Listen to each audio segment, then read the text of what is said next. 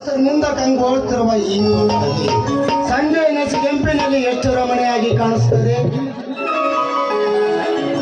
ಸಂಜೆ ಹೊತ್ತಿನಲ್ಲಿ ಕೆಲಸ ಏನೆಂದು ಕೇಳಿದೆಯಲ್ಲ ಸೀತಾ, ನೋಡಲ್ಲಿ ಆಗಲೆಲ್ಲ ಮನುಷ್ಯರಿಗೆ ಬೆಳಕು ನೀಡಿ ಸಂಜೆ ಆದ ಕೂಡಲೇ ತನ್ನ ಪಂಗಿರಗಳನ್ನು ತನ್ನ ಮಡಿಲಿನಲ್ಲಿ ಬಚ್ಚಿಟ್ಟುಕೊಂಡು ಇಡೀ ಜಗದ ಕುಲಕೋಟಿ ಜೀವರಾಶಿಗಳಿಗೆ ನಾನು ಹೋಗಿ ಬರ್ತೇನೆ ಎಂದು ಕಿರಿನಗಿನೊಂದಿಗೆ ಮರೆಯಾಗುತ್ತಿರುವ ಸೂರ್ಯನ ಕಿರಣಗಳನ್ನು ನೋಡು.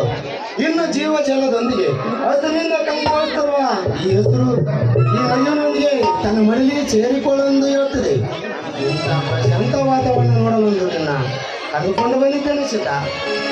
ಹೌದು ರೀ, ಇಂಥ ಸೌಂದರ್ಯವನ್ನ ಕಾಣುವ ನನ್ನ ಜನ್ಮ ಸ್ವಾರ್ಥಕವಾಯಿತು ರೀ. ಅಲ್ಲಿ ನೋಡಿ ಆ ಹಕ್ಕಿಗಳ ಕಲರವ ನೋಡಿ, ಎಷ್ಟೊಂದು ಚಿಲಿಪಿಲಿಯಾಗಿ ಮುದ್ದಾಡುತ್ತಿದೆ ನೋಡಿ.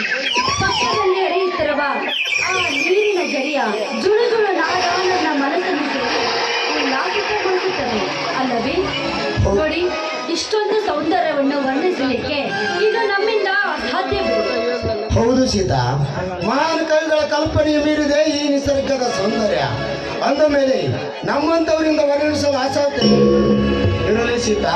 ಈ ಸೃಷ್ಟಿಯ ಸೌಂದರ್ಯ ಸವಿಯುತ್ತ ನಿನ್ನ ಕೋಮಲ ಕಂಠದಿಂದ ಒಂದು ಶ್ರೀಮತ್ತು ಕೊಡುವಂತ ಸ್ತ್ರೀಯಾದ ಗಾನ ನುಡಿಸಲು ನಾನೇನು ಕೋಗಿಲೆ ಅಲ್ವಲ್ಲ, ಸೃಷ್ಟಿ ಸೌಂದರ್ಯ ಕಂಡಾಗ ನುಡಿಸಲು ನೀನು ನಿನ್ನ ಪಾಲಿನ ಮಧು ಮಾಸದ ಕೋಗಿಲೆ ಆಗಿರುವ ಸೀತಾ. ಅದಕ್ಕಾಗಿ ಕೇಳ್ತಿರುವೆ, ನುಡಿಸಬಾರದು ಯಾಕೆ? ಏನಾಗಿದ್ದೆ? ಹಾ, ನುಡಿಸುತ್ತೀನಿ.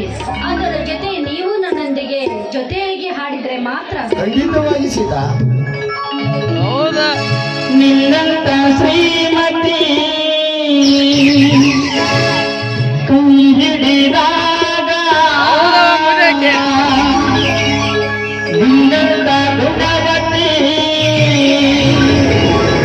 ಜೊತೆಯಾದಾಗ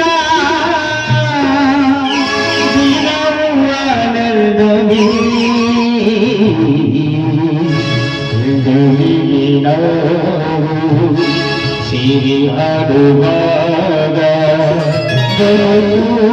ಸ್ವರ್ಗವೇ ನಿನ್ನಂತ ಶ್ರೀಮತಿ ಕೈ ಹಿಡಿದ